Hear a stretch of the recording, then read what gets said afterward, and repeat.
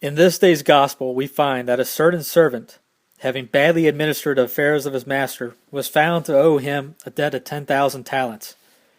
The master demanded payment, but the servant falling down said, "Have patience, and I will pay thee all." The master took pity on him and forgave the entire debt. One of his fellow servants, who owed him 100 pence, besought him to have patience and promised to pay him the last farthing. But the wicked servant cast him into prison. Hearing of this act of cruelty to his fellow servant, the master sent for him and said, "Wicked servant, I have forgiven thee 10,000 talents, and for a debt of 100 pence thou hast refused to show compassion to thy fellow servant." He then delivered him to the torturers till he paid all the debt. Behold, dearly beloved brethren, in these last words, a description of the sentence of eternal death that is prepared for sinners. By dying in sin, they die debtors to God for all their iniquities, and being unable to make any satisfaction in the other life for their past sins, they remain forever debtors to the divine justice, and must suffer for eternity in hell. Of this miserable eternity I will speak today. Listen to me with attention.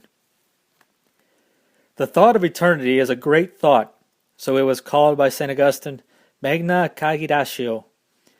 According to the Holy Doctor, God has made us Christians and instructed us to the maxims of faith that we may think of eternity. Quote, "We are Christians, that we may always think of the world to come." Unquote. This thought has driven from the world so many of the nobles of the earth, has made them renounce all their riches and shut themselves up in a cloister, there to live in poverty and penance. This thought has sent so many young men into caves and deserts, and has animated so many martyrs to embrace torments for death in order to save their souls for eternity. "For," exclaims St. Paul, "we have not here a lasting city, but we seek one that is to come." Hebrews 8:14.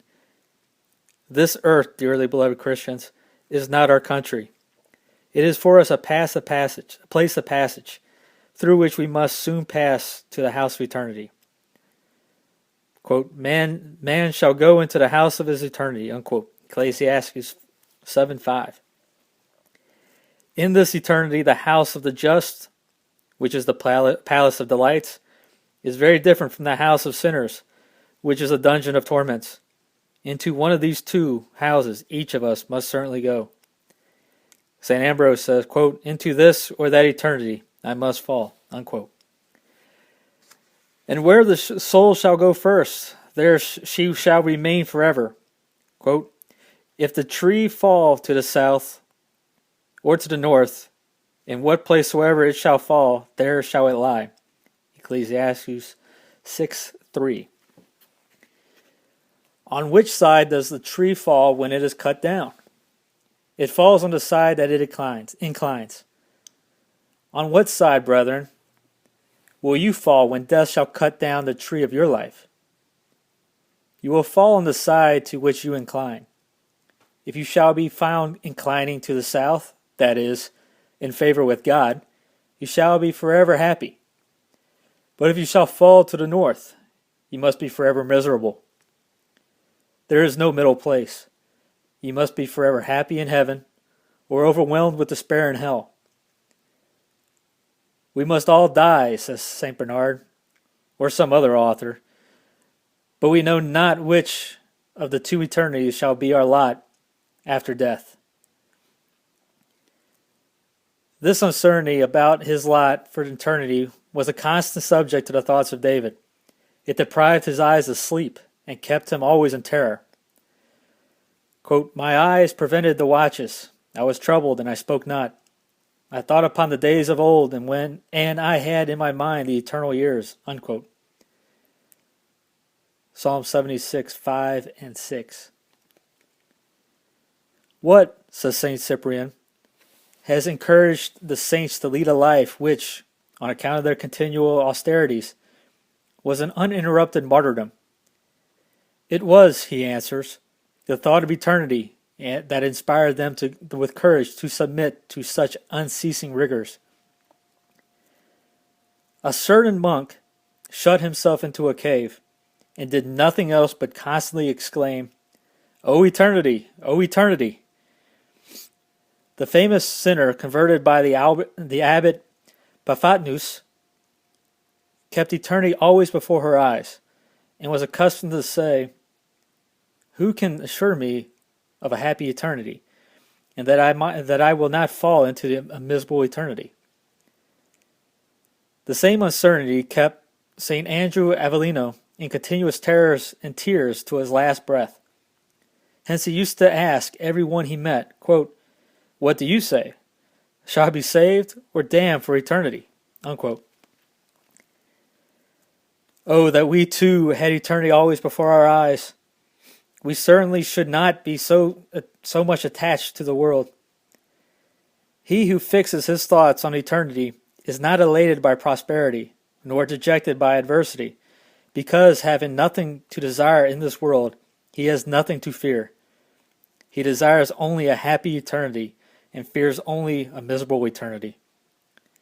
A certain lady, who was greatly attached to the world, went one day to confession of Father D'Avila. He bid her to go home and reflect on these two words, quote, "always and never," unquote.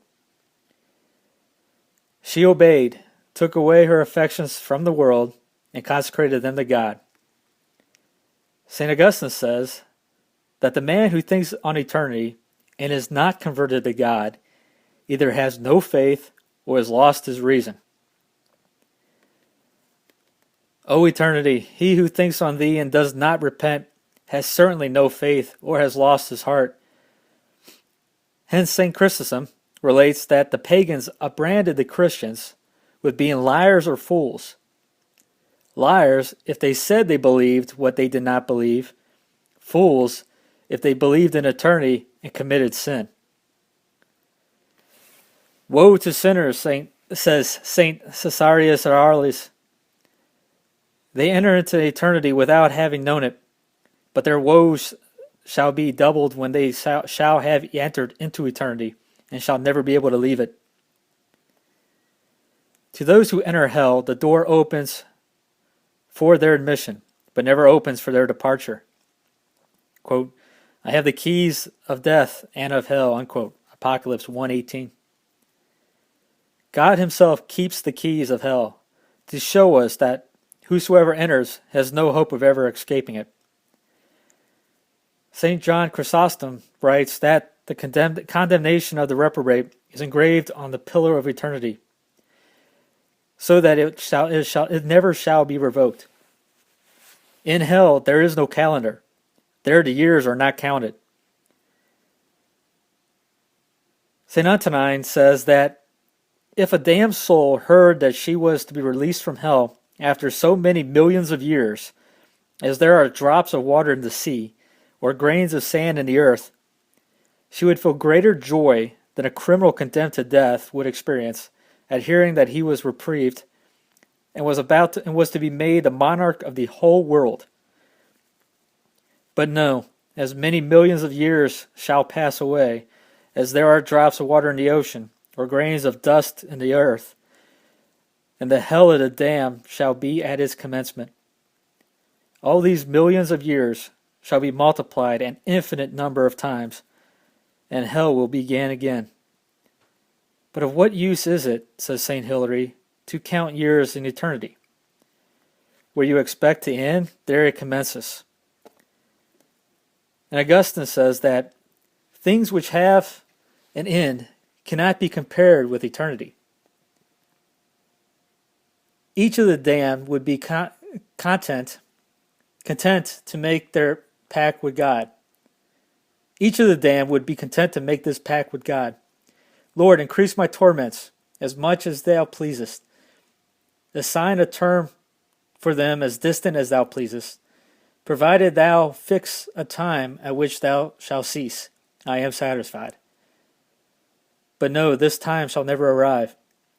My end, the damned shall say, is perished. Lamentations 3:18. Then is there no end to the torments of the damned? No. The trumpet of divine justice sounds in the caverns of hell, and continually reminds the reprobate that their hell shall be eternal and shall never have an end. If hell were not eternal, it would not be so frightful a chastisement. Thomas à Kempis says that, quote, everything which passes with time is trifling and short, unquote. Any pain which has an end is not very appalling. The man who labors under the impost-humane or cancer must submit to the knife or to the cautery. The pain is severe, but because it is over soon, it can be borne.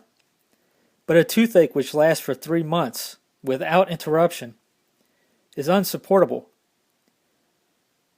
Were a person obliged to lie in the same posture for 6 months on a soft bed, or even to hear the same music or the same comedy night and day for 1 year, he would fall into melancholy or despondency.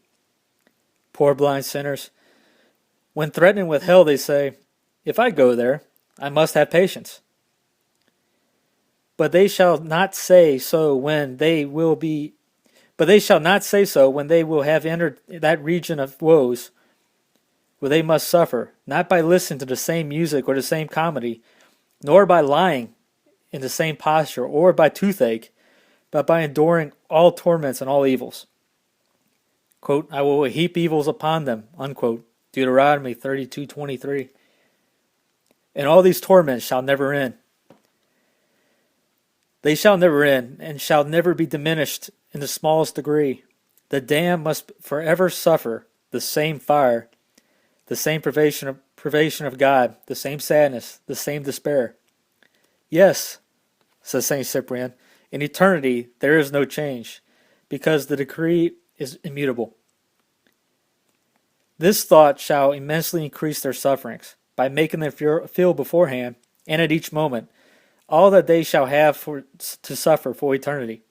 In this description of the happiness of the saints and the misery of the reprobate, the prophet Daniel says, quote, they shall awake, some unto life everlasting, and some unto reproach, to see it always, unquote. Daniel 12:2. They shall always see their unhappy eternity. Thus, eternity tortures each of the damned not only by their present pains, but with his future sufferings, which are eternal. These are not the opinions controverted among theologians. They are dogmas of faith clearly revealed in sacred scriptures.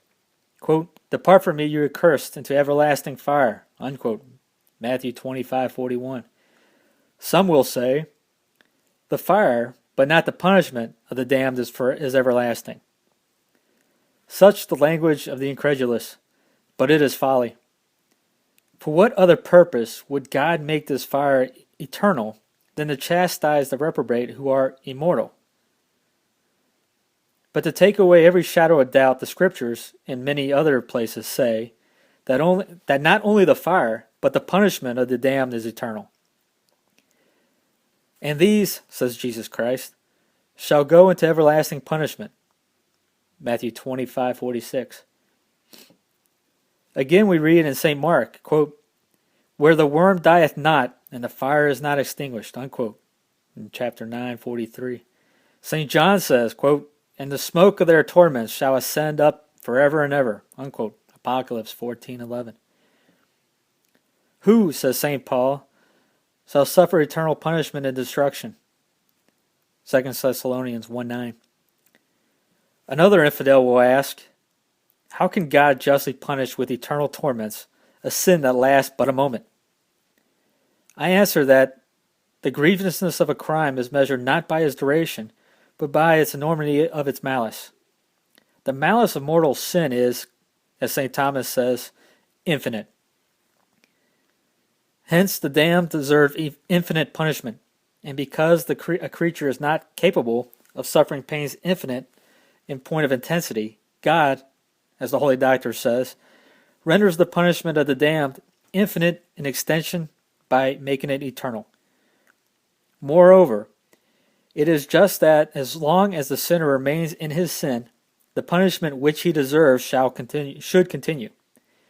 And therefore, as the virtue of the saints is rewarded in heaven, because it lasts forever, so also the guilt of the damned in hell, because it is everlasting, shall be chastised with everlasting torments.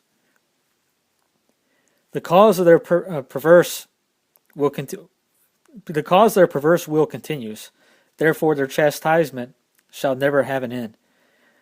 The damned are so obstinate in their sins that even if God offered pardon, their hatred for him would make them refuse it. The prophet Jeremiah said, speaking in the name of the reprobate, says, quote, "Why is my sorrow become perpetual and my wound desperate, so as to refuse to be healed?" Unquote. Jeremiah 15:18. My wounds, they say, is incurable, because I do not wish to be healed. Now how can God heal the wound of their perverse will when they would refuse the remedy were it offered to them? Hence the punishment of the reprobate is called a sword, a vengeance which is irrevocable. Quote, "I, the Lord, have drawn my sword out of his sheath, not to be turned back." Unquote. Ezekiel 21:5. Death, which is so terrible in this life, is desired in hell by the damned, but they shall never find it. Quote, "And in these days men shall seek death, and shall not find it, and they shall desire to die, and death shall fly from them." Unquote. Apocalypse 6:6. They would wish, as a remedy for their eternal ruin, to be exterminated and destroyed, but, quote, "there is no poison of destruction in them." Wisdom 1:14. If a man condemned to die be not deprived of life by the first stroke of the axe, his torture moves the people to pity. Miserable damned souls, they live in continual death in the midst of the pains of hell. Death excites them. Death excites in them all the agony of death, but does not give them a remedy of taking away life. The first death expels from the body the soul of the sinner who is unwilling to die, but the second death, that is eternal death, retains in the body a soul that wishes to die. Quote, "They are laid in hell like sheep, death shall feed upon them." Unquote. Psalm 48:15. In feeding, sheep eat the blades of grass, but leave the root untouched.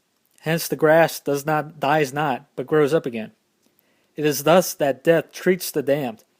It torments them with pain, but spares their life, which may be called the root of suffering. But if these miserable souls have no chance of release from hell, perhaps they can at least deceive or flatter themselves with the hope that God may one day be moved to pity and free them from the torments. No, in hell there is no delusion, no flattery, no perhaps. The damned are as certain as they are God's existence, that their hell shall have no end. Quote, "Thou thoughtest unjustly that I shall be like thee, but I will reprove thee and set thee before thy face." Unquote. Psalm 49:21. They shall forever see before their eyes their sins and the sentence of their eternal condemnation. Quote, "And I will set before thy face." Unquote. Let us conclude. Thus, most beloved brethren, the affair of our eternal salvation should be the sole object of all our concerns. The business for which we struggle, says St. Eucharius, is eternity. There is question of eternity. There is question whether we will be saved and be forever happy in the city of delights, or be damned and confined for eternity in the pit of fire. This is not an affair of little importance. It is of the utmost and of the eternal importance for us. When Thomas More was condemned to die for Henry VIII, his wife Louisa went to him for the purpose of tempting him to obey the royal command. "Tell me, Louisa," replied the holy man, "how many years can I, who am now so old, expect to live?" "You might," said she, "live for 20 years. "Oh, foolish woman," he exclaimed, "do you want me to condemn my soul to eternity of torments for 20 years of life?" O God, Christians believe in the existence of hell and commit sin. Dearly beloved brethren, let us not be fools, like so many who are now weeping in hell. Miserable beings, What benefit do they now derive from all the pleasures which they enjoyed in this life? Speaking of the rich and the poor, St. John Chrysostom says, quote, O unhappy felicity, which has drawn the rich to eternal infelicity. O happy infelicity, which has brought the poor to the felicity of eternity. Unquote. The saints have buried themselves alive in this life, that, after death, they may not find themselves buried in hell for eternity. If eternity were a doubtful matter, we ought even then to make every effort in our power to escape an eternity of torments. But no, it is not a matter of doubt. It is a truth of faith that after this life each of us must go into eternity, to be forever in glory or forever in despair. St. Teresa says that it is through a want of faith that so many Christians are lost. As often as we say the words of the Creed, life everlasting, let us enliven our faith and remember that there is another life, which never ends. And let us adopt all the means necessary to secure a happy eternity. Let us do all and give up all. If necessary, let us leave the world in order to secure eternal happiness. When eternity is at stake, no security can be too great. St. Bernard.